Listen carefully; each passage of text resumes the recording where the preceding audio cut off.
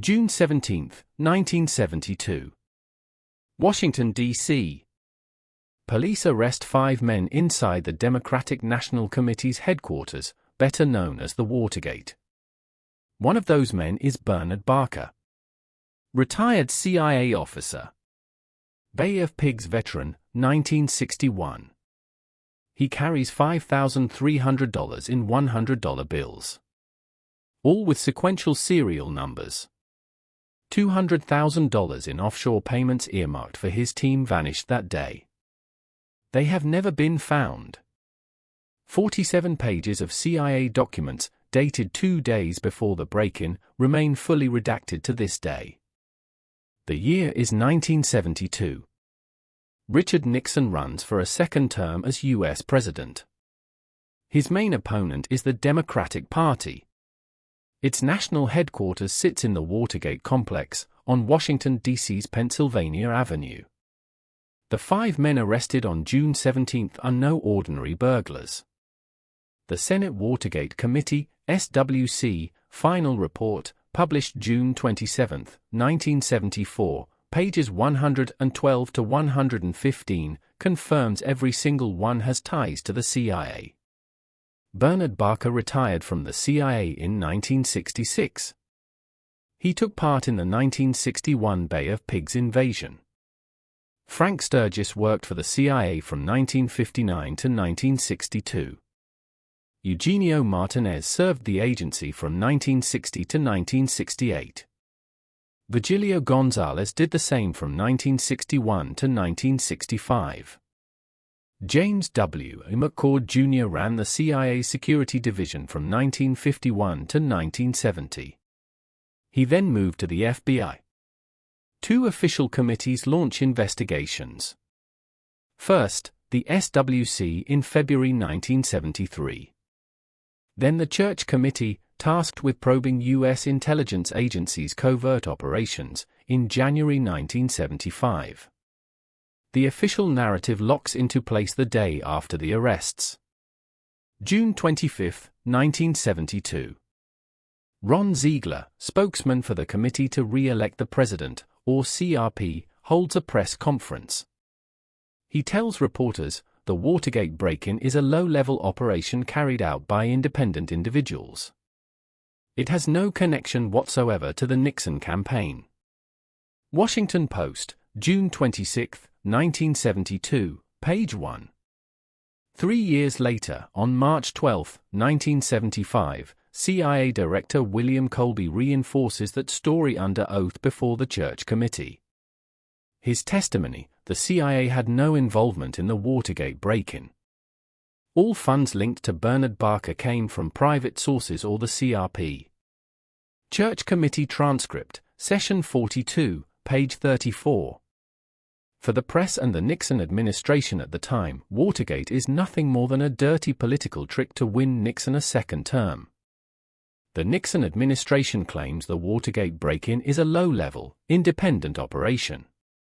But the 1974 SWC final report proves otherwise.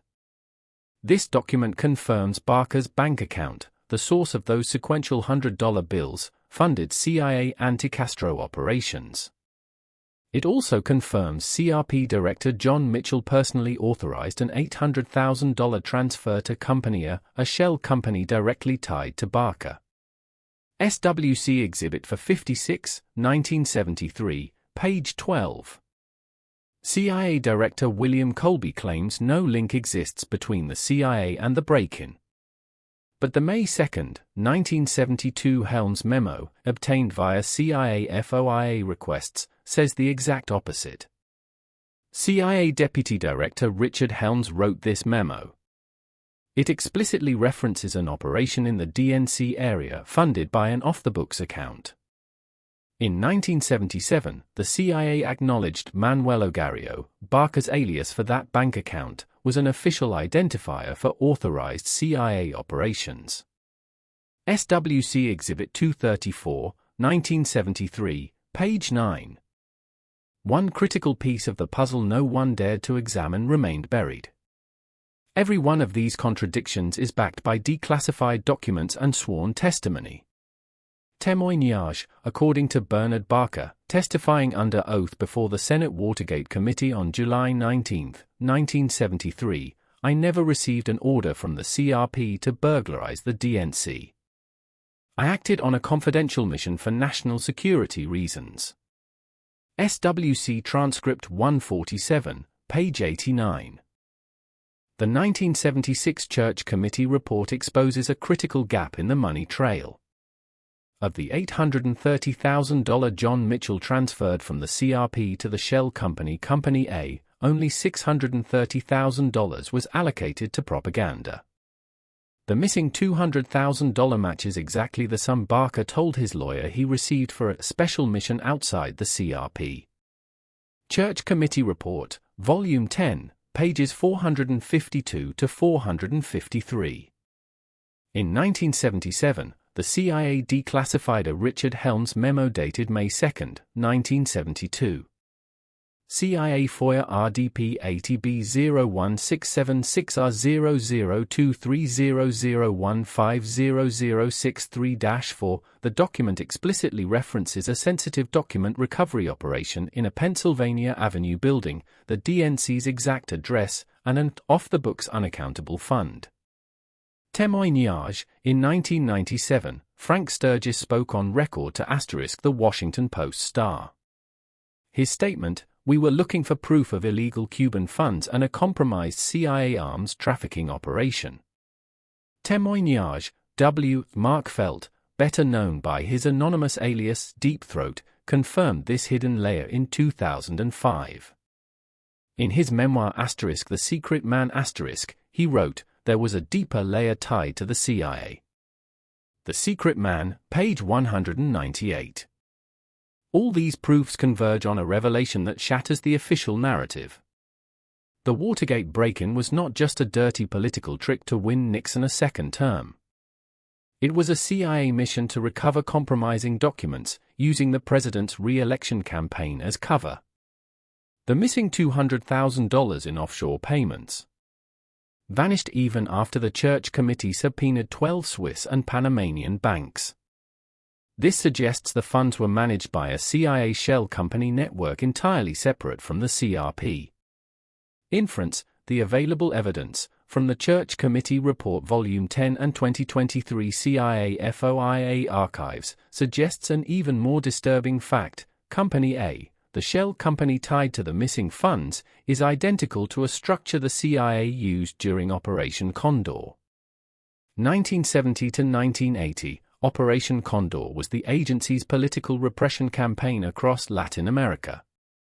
In 2023, the CIA declassified 1,200 additional Watergate pages. FOIA 2023-00123, but 47 pages remain fully redacted. One of those redacted pages is a memo dated June 15, 1972, 2 days before the break-in. Its title, Operation Honor Guard, Update. Aujourd'hui. 51 years after the break-in, this case remains critical for 3 key reasons. First, in 2024, the CIA rejected a formal request from the Historical Declassification Commission, HDC, to declassify the 47 hidden pages. The agency cited still valid national security reasons, and provided no further details. Second, no official from the parallel CIA operation has ever faced prosecution. Only CRP members and the burglars were convicted. The CIA has never been held accountable for its ties to the break-in. Third, in 2023, independent researchers discovered Company A is identical to an Operation Condor structure. This links Watergate to far larger covert operations, not just Nixon's re-election campaign. These operations harmed tens of thousands of people across Latin America.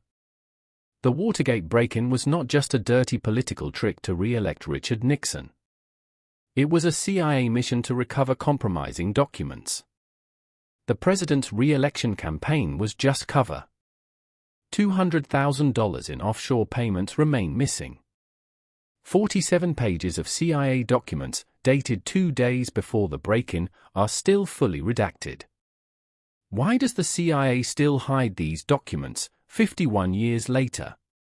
Subscribe to The Truth They Hide so you don't miss what comes next.